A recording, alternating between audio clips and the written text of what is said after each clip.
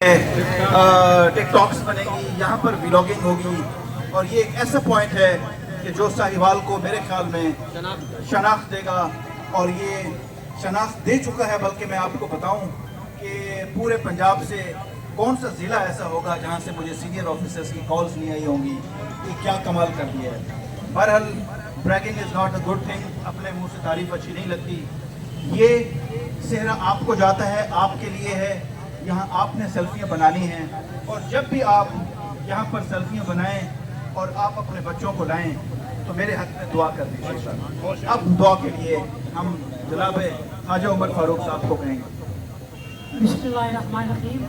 دعا سے پہلے میں ایک بات کروں گا کہ سابقہ اسسٹنٹ کمشنر ساہیوال کو حافظ شبیر لغاری صاحب نے محسن ساہیوال کا خطاب دیا تھا، تو ہم حافظ شبیر لغاری صاحب کو محبوب ساہیوال کا خطاب دیا۔ سبحان اللہ۔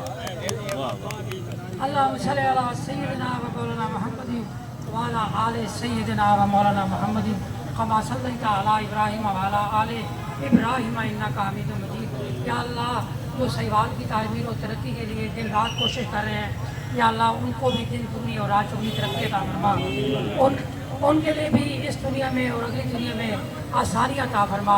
یا اللہ، اس ساہیوال کی مزید بہتری کے لیے ان کو کام کرنے کی توفیق عطا فرما۔